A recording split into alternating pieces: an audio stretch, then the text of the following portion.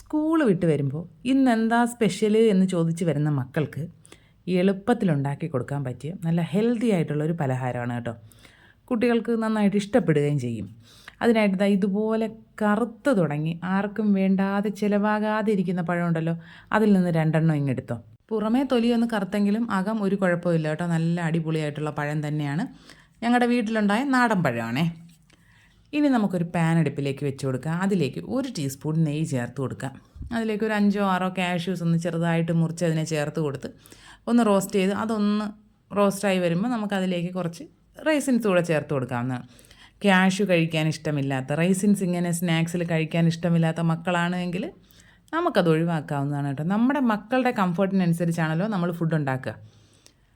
അപ്പോൾ ഞാനിപ്പോൾ റൈസിൻസ് കൂടെ ചേർത്ത് കൊടുത്തിട്ടുണ്ട്. ഇത് രണ്ടും കൂടി നന്നായിട്ടൊന്ന് റോസ്റ്റായി വരുമ്പോൾ നമുക്കിതിലേക്കൊരു 1/2 കപ്പ് ചിരകിയ തേങ്ങ ചേർത്ത് കൊടുക്കാം. ഇത് ഫ്രഷ് ആയിട്ടുള്ള തേങ്ങയാണ് കേട്ടോ. നിങ്ങളുടെ കയ്യിൽ ഫ്രഷ് തേങ്ങ ഇല്ലെങ്കിൽ ഡെസിക്കേറ്റഡ് കോക്കനട്ട് ചേർത്താലും മതിയാകുമേ. തേങ്ങയുടെ ഈ ആ ഒരു പച്ച ടേസ്റ്റ് ഉണ്ടല്ലോ, അതൊന്ന് മാറുന്നത് വരെ ഇതിനെ ഒന്ന് വഴറ്റിയെടുക്കുക. ഒരുപാട് ഡ്രൈ ആക്കി വഴറ്റിയെടുക്കുക അങ്ങനെയുള്ള പരിപാടിയൊന്നും അല്ല കേട്ടോ. ജസ്റ്റ് അതിൻ്റെ ആ ഒരു വെള്ള നനവ് ഒന്ന് മാറി കിട്ടണം. ഇനി നമുക്കിതിലേക്ക് കുറച്ച് ഏലക്കാപ്പൊടി ചേർത്ത് കൊടുക്കാം. 1/2 ടീസ്പൂൺ ഏലക്കാപ്പൊടിയാണെങ്കിൽ അങ്ങനെ ചേർക്കാം. ഞാനിപ്പോൾ ഒരു 4 ഏലക്കായ ഒന്ന് ക്രഷ് ചെയ്ത് ഇതിലേക്ക് ചേർത്ത് കൊടുക്കുകയാണ് ചെയ്യുന്നത്.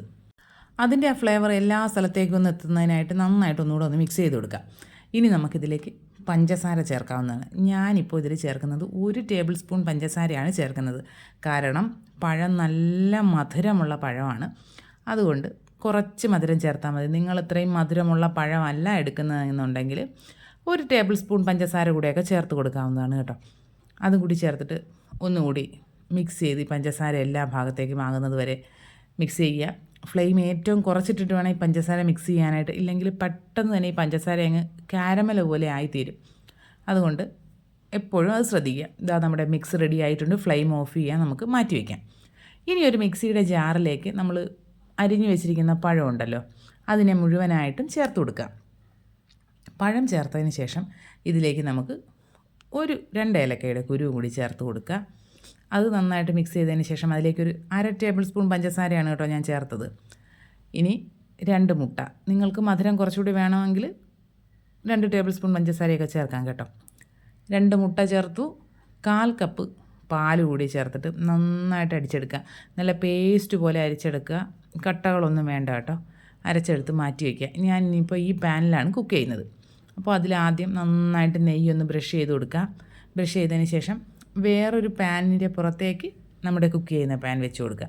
വെച്ച് കൊടുത്തിട്ട് അതിലേക്ക് ഈ ബാറ്ററിൻ്റെ പകുതി ഒഴിച്ചു കൊടുക്കുക. എന്നിട്ടൊരു 30 സെക്കൻഡ് ഇതൊന്ന് അടച്ചു വെക്കണം. ജസ്റ്റ് അതൊന്ന് ആ താഴ്ഭാഗം ഒന്ന് കുക്കായിക്കോട്ടെ. 30 സെക്കൻഡ് കഴിയുമ്പോൾ അത് തുറന്നിട്ട് നമ്മുടെ ഈ ഫില്ലിങ് മുഴുവനായിട്ടും അതിലേക്ക് ചേർത്ത് കൊടുക്കണം. നമ്മൾ ഈ ഫില്ലിങ് ചേർക്കുമ്പോൾ ആ സൈഡ് ഭാഗം മുഴുവനായിട്ടും ചേർക്കാൻ പാടില്ല. അവിടെ കുറച്ച് ഗ്യാപ്പ് ഒന്ന് ഇട്ടിരിക്കണം കേട്ടോ. ഇനി എന്നിട്ട് ബാക്കി ബാറ്റർ കൂടി നമുക്ക് ഒഴിച്ചു കൊടുക്കാം. ആദ്യം ആ സൈഡ് മുഴുവനായിട്ടും ഒഴിച്ചിട്ട് ഗ്രാജുവലി നമുക്കത് മുകൾ ഭാഗത്തേക്കും ഒഴിച്ച് കംപ്ലീറ്റ് ചെയ്ത് അടച്ചു വയ്ക്കാവുന്നതാണ്. ലോ ഫ്ലെയിമിൽ 20 മിനിറ്റ് ആകുമ്പോഴേക്കും കുക്കായി കിട്ടും കേട്ടോ. അപ്പോൾ നമ്മൾ മുകൾ ഭാഗത്തിന് കുറച്ച് നെയ്യ് ഒന്ന് ബ്രഷ് ചെയ്ത് കൊടുക്കുന്നുണ്ട്. ഞാൻ സ്വന്തമായിട്ട് ഉണ്ടാക്കിയെടുത്ത നെയ്യ് ആയതുകൊണ്ട് കുറച്ച് അധികം തന്നെ ചേർത്ത് കൊടുക്കുന്നുണ്ട് കേട്ടോ. കുട്ടികൾ നെയ്യ് കഴിക്കുന്നത് കുറച്ച് ഹെൽത്തി ആണല്ലോ. ഇതിൻ്റെ മുകൾ ഭാഗം ചെറുതായിട്ടൊന്ന് കളർ മാറാൻ വേണ്ടി നമ്മൾ ആദ്യം അടിയിൽ വെച്ചിരുന്ന ആ പാൻ ഉണ്ടല്ലോ, അതൊന്ന് ക്ലീൻ ചെയ്തിട്ട് അതിലേക്ക് ഇതൊന്ന് ഫ്ലിപ്പ് ചെയ്ത് കൊടുക്കുന്നുണ്ട് കേട്ടോ. ഒരു 5 മിനിറ്റ് മതിയാകും. ആ മുകൾ ഭാഗം ഒന്ന് കളർ ചേഞ്ചായി കിട്ടണം, അത്രയേ വേണ്ടുള്ളൂ കേട്ടോ.